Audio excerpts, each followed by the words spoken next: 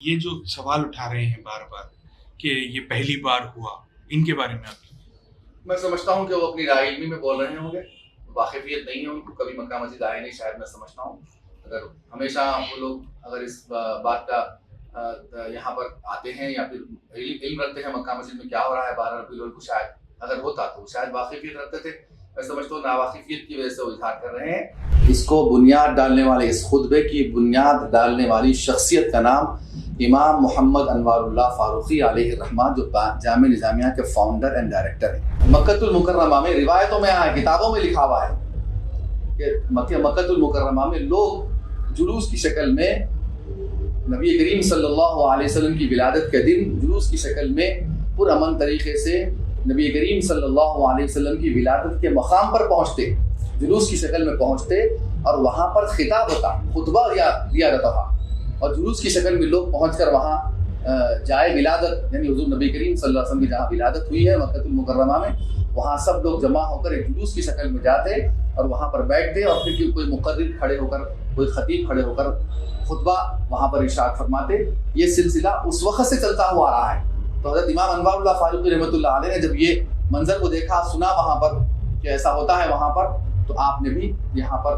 حیدرآباد کی تاریخی مکہ مسجد میں اس کے انعقاد کو اس کے انعقاد کا آغاز فرمایا. آپ نے 120-125 سال کے قریب ہوگا، میں سمجھتا ہوں. صاحب، سوشل میڈیا پہ کچھ لوگ سوال اٹھا رہے ہیں کہ 12 ربیع الاول کو میلاد النبی کا خطبہ دیا گیا مکہ مسجد، جی، اس سے لوگوں میں بے چینی پائی جا رہی ہے، آپ اس پہ کچھ ہے؟ دیکھیں، بسم اللہ الرحمن الرحیم، نحمدہ ونصلی ونسلم علی رسولہ وحبیبہ الکریم، اما بعد. دیکھیں صاحب، مجھے بھی ایک کال آیا کل رات میں کہ مکہ مسجد میں خطبہ میلاد ہوا، بلکہ مجھے بھی پوچھا گیا،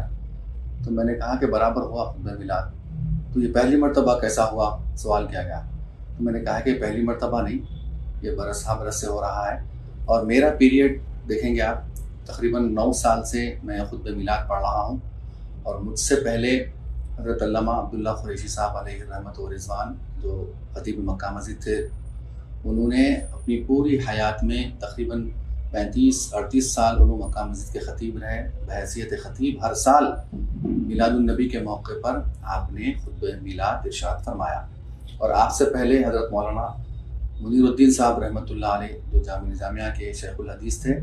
اور آپ نے جتنی آپ کا ڈیوریشن تھا آپ کی خطابت کا، آپ نے اپنی پوری زندگی میں خطابت کے دوران مکہ مسجد کے بحیثیت خطیب رہتے ہوئے آپ نے ہر سال میلاد النبی کے موقع پر، یعنی 12 ربیع الاول کو آپ نے خطبہ میلاد ارشاد فرمایا. اور آپ سے بھی پہلے حضرت مولانا مفتی محمود صاحب کان اللہ لہو،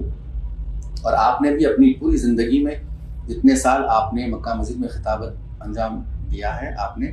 ہر سال 12 ربیع الاول کو آپ نے خطبہ میلاد ارشاد فرمایا. یہ تو مختصر سی،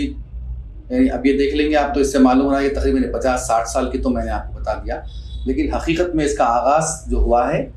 آپ کو، ہم سب کو، ناظرین کو سمجھ لینا چاہیے. اور بہت سے لوگوں میں بے چینی ہے کہ اس کا آغاز کب ہوا،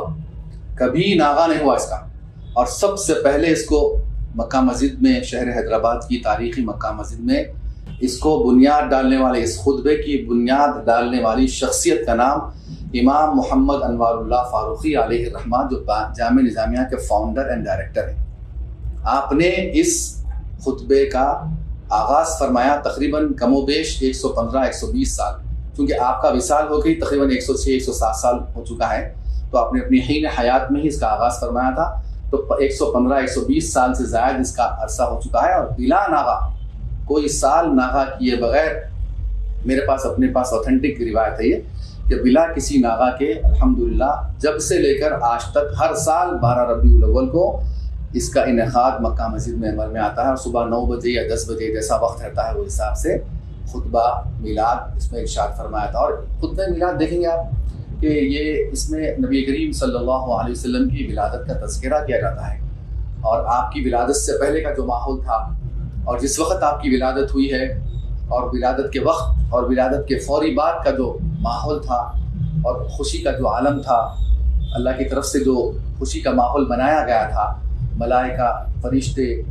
اور وہاں جہاں ولادت ہوئی آپ کی وہاں کا جو مقام تھا، اور پھر حضرت کے جد امجد حضرت عبدالمطلب رضی اللہ تعالیٰ عنہ کا جو معاملہ تھا،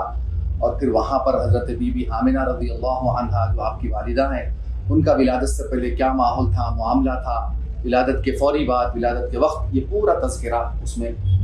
ہماری جو ہے خطبے میں اس میں بتایا جاتا ہے تاکہ عوام الناس اس سے واقف ہو۔ اور پھر یہ حضرت امام انوار اللہ فاروقی رحمۃ اللہ علیہ نے جو اس کا آغاز کیا 115-120 سال پہلے، آپ نے اپنی خودی سے نہیں کیا، بلکہ عربستان کے بیشتر ممالک میں اس کا انعقاد عمل میں لایا جاتا تھا۔ حضور کی ولادت اور آپ کا وصال ہوئے 1400 سال ہو چکے ہیں، 1400 سال سے زیادہ عرصہ ہو چکا ہے آپ کا اس دنیا سے ظاہری پردہ فرمائے ہوئے، لیکن جب سے لے کے اب تک عربستان کے مختلف شہروں میں اور ممالک میں اس کا سلسلہ آج بھی قائم ہے، صرف حیدرآباد میں نہیں۔ میں کہہ دوں کہ مکۃ المکرمہ میں روایتوں میں آیا، کتابوں میں لکھا ہوا ہے کہ مکۃ المکرمہ میں لوگ جلوس کی شکل میں نبی کریم صلی اللہ علیہ وسلم کی ولادت کے دن جلوس کی شکل میں پرامن طریقے سے نبی کریم صلی اللہ علیہ وسلم کی ولادت کے مقام پر پہنچتے، جلوس کی شکل میں پہنچتے، اور وہاں پر خطاب ہوتا، خطبہ دیا جاتا تھا، اور جلوس کی شکل میں لوگ پہنچ کر وہاں جائے ولادت، یعنی حضور نبی کریم صلی اللہ علیہ وسلم کی جہاں ولادت ہوئی ہے مکۃ المکرمہ میں، وہاں سب لوگ جمع ہو کر ایک جلوس کی شکل میں جاتے اور وہاں پر بیٹھتے، اور پھر کوئی مقرر کھڑے ہو کر، کوئی خطیب کھڑے ہو کر خطبہ وہاں پر ارشاد فرماتے۔ یہ سلسلہ اس وقت سے چلتا ہوا آ رہا ہے۔ تو حضرت امام انوار اللہ فاروقی رحمۃ اللہ علیہ نے جب یہ منظر کو دیکھا، سنا وہاں پر کہ ایسا ہوتا ہے وہاں پر، تو آپ نے بھی یہاں پر حیدرآباد کی تاریخی مکہ مسجد میں اس کے انعقاد کو اس کے انعقاد کا آغاز فرمایا آپ نے۔ 120-125 سال کے قریب ہوگا میں سمجھتا ہوں، کیونکہ آپ کا وصال ہو گیا 115 سال 105 سال ہو چکے ہیں، تو اس سے پہلے ہی آپ نے اس کا آغاز فرما دیا ہے۔ تو اس طریقے سے کسی لوگوں میں تشویش کا پایا جانا کہ یہ پہلی مرتبہ ہوا ہے یا پہلے نہیں ہوتا تھا، اس طریقے کا سوچنا کرنا میں سمجھتا ہوں سراسر غلط ہے۔ اگر لوگوں کو واقفیت نہیں ہے اس بات سے، تو میرے اس میسج سے لوگ جان لیں کہ یہ مکہ مسجد میں جو خطبہ میلاد ہوتا ہے یہ آج سے نہیں، بلا ناغہ 120-115 سال کے قریب ہو گیا اس کو، جب سے لے کے اب تک اس کا انعقاد جاری و ساری ہے، اور انشاءاللہ تعالیٰ تادیر قائم و دائم رہے گا انشاءاللہ تعالیٰ۔ اس کے علاوہ خطبے کے علاوہ میلاد کے دن تاریخی مکہ مسجد کیا اور کیا خطبہ میلاد ہوتا ہے اور کچھ نہیں ہوتا ہے۔ آسان سمجھیے، الحمدللہ مکہ مسجد کے احاطے میں آثار مبارک کا معاملہ ہے، جلسے وغیرہ کی شکل نہیں ہوتی ہے، البتہ پیچھے آثار مبارک کا مقام ہے، اور مکہ مسجد کے صحن سے متصل بھی ایک عمارت ہے، وہاں پر نبی کریم صلی اللہ علیہ وسلم کے آثار مبارک، آپ کے جبہ مبارک اور آپ کے ریشے مبارک اور آپ کے منہ مبارک وہاں رکھے ہوئے ہیں، اور ہر سال صبح فجر کے بعد سے ہی اس کا دیدار کرانے کا سلسلہ شروع ہو جاتا ہے اور رات تک وہاں رہتا ہے، اور درمیان میں 10 بجے کے وقت جو ہے سو خطبہ میلاد کا انعقاد عمل میں لایا جاتا ہے، اور مکہ مسجد کے جو خطیب ہوتے ہیں جمعہ کی نماز جو پڑھاتے ہیں، وہ سلسلہ شروع سے جاری ہے کہ ان کے ذمہ ہوتا ہے وہ۔ الحمدللہ میں 8-9 سال سے بحیثیت خطیب وہاں خدمات انجام دے رہا ہوں، اور یہ موقع مجھے مل رہا ہے کہ نبی کریم صلی اللہ علیہ وسلم کے ولادت سے متعلق مجھے کچھ بیان کرنے کا، کچھ خطبہ دینے کا موقع مل رہا ہے۔ میرے لیے شرف کی بات ہے کہ نبی کریم صلی اللہ علیہ وسلم کی ولادت باسعادت کے موقع پر مجھے نبی کریم صلی اللہ علیہ وسلم کے اوصاف اور آپ کی ولادت کا تذکرہ کرنے کا مجھے موقع مل رہا ہے، میرے لیے شرف کی بات ہے، اور یہ سلسلہ انشاءاللہ تعالیٰ تعدیر جاری و ساری رہے گا۔ یہ جو سوال اٹھا رہے ہیں بار بار کہ یہ پہلی بار ہوا، ان کے بارے میں آپ میں سمجھتا ہوں کہ وہ اپنی رائے علمی میں بول رہے ہوں گے، واقفیت نہیں ہے ان کو، کبھی مکہ مسجد آئے نہیں شاید، میں سمجھتا ہوں اگر ہمیشہ وہ لوگ اگر اس بات کا یہاں پر آتے ہیں یا پھر علم رکھتے ہیں مکہ مسجد میں کیا ہو رہا ہے 12 ربیع الاول کو، شاید اگر ہوتا تو شاید واقفیت رکھتے تھے، میں سمجھتا ہوں ناواقفیت کی وجہ سے وہ اظہار کر رہے ہیں۔ اور پھر میں سمجھتا ہوں سوشل میڈیا کا بھی معاملہ ہے، سوشل میڈیا کبھی بہت سے تیزی سے پھیلتا ہے کرتا ہے، سوشل میڈیا پر جو معاملات ہوتے ہیں، مکہ مسجد میں خالی اخبار میں آ جاتا ہے کہ خطبہ میلاد ہے، اور جتنے لوگوں کو معلوم ہے برس سے آ رہے ہیں، پڑھ رہے ہیں، کر رہے ہیں، اب سوشل میڈیا پر بہت تیزی سے یہ پھیلا ہے، تو شاید لوگ ناواقفیت کی وجہ سے اظہار کر رہے ہوں گے۔ اگر کسی کو ناواقفیت ہے اس سلسلے میں تو میں ان کو علم میں لا رہا ہوں کہ چاہ رہا ہوں میں کہ یہ کوئی نئی بات نہیں ہے، 1 سال نہیں ہوا، 2 سال نہیں، 10 سال نہیں، 20 سال نہیں، بلکہ 110 سال 120 سال سے زیادہ عرصے سے یہ عمل جاری و ساری ہے، اور بلا ناغہ جاری و ساری ہے، اور انشاءاللہ تعالیٰ تعدیر جاری و ساری رہے گی۔